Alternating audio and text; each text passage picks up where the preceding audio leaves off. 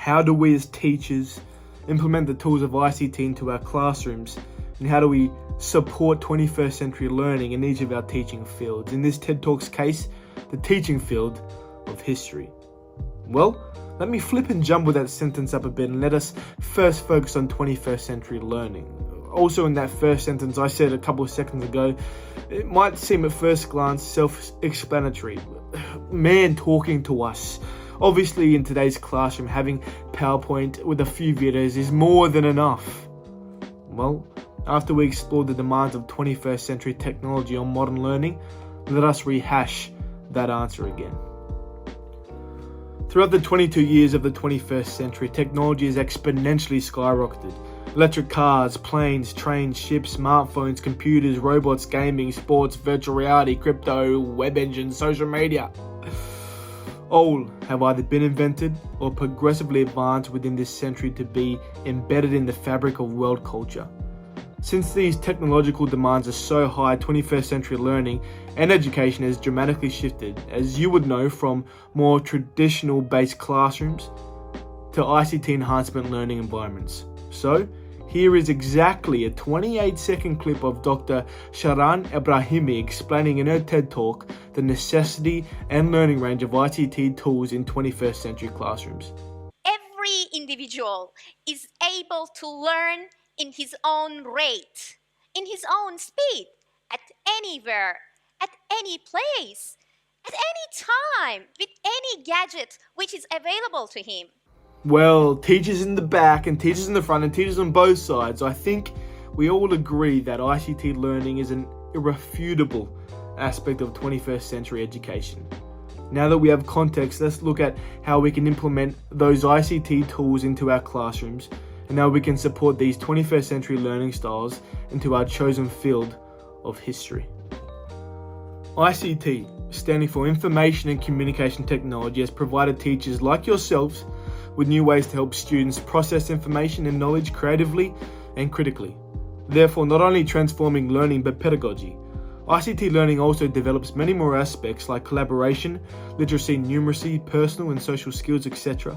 But a focus on critical and creative thinking within students in terms of its progression within the implementation of ICT tools, I think is a necessity since it can truly unlock students' cerebral potential. Dr. Rabia Begum and Hassan Ahmed Litton express this focus on thinking by saying, education at this 21st century is not merely teaching traditional skills, but to foster 21st century skills like critical thinking, communication, collaboration, and creativity for students to take the challenges and opportunities for today's world. One of the main aims for ICT learning is personalized learning. As Dr. Sharam Erbahimi states, the position that every student can adjust their learning pace and style to fit their needs through ICT tools. And as all of you are teachers, or at least training to be teachers, I'm sure this notion of optimizing learning through ICT is the main goal of yours. So let's explore some examples of how you can implement ICT tools within your classroom.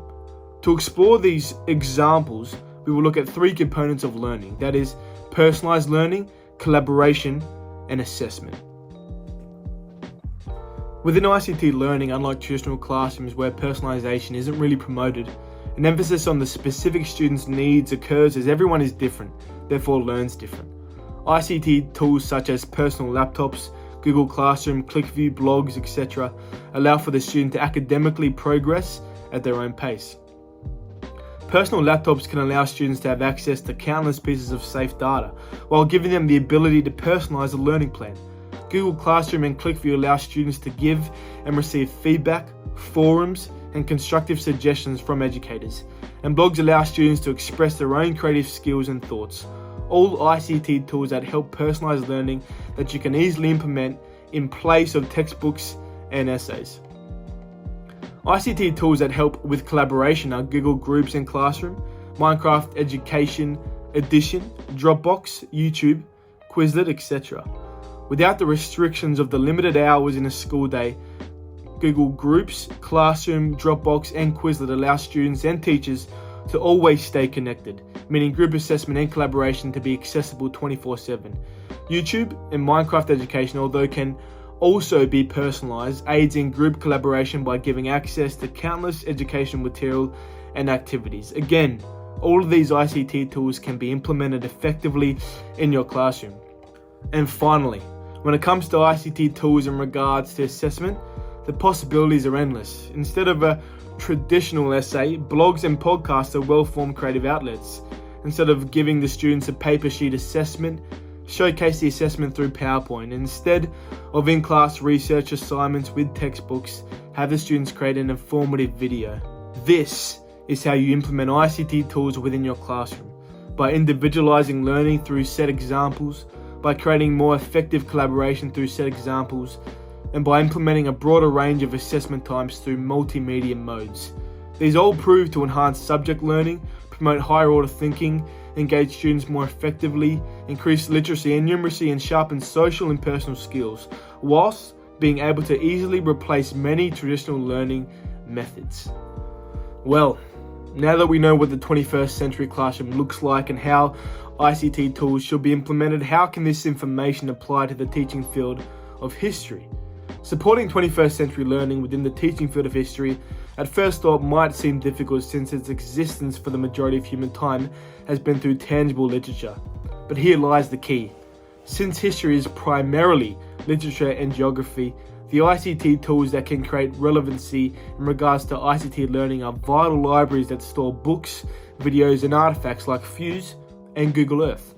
Obviously, there are many other ICT tools you could use, but specific to history, these truly support ICT learning.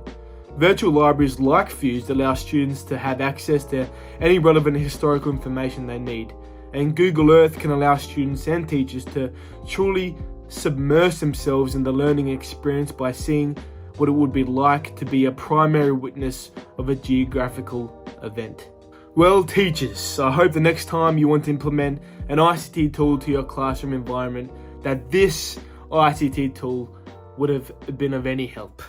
Thank you for your time.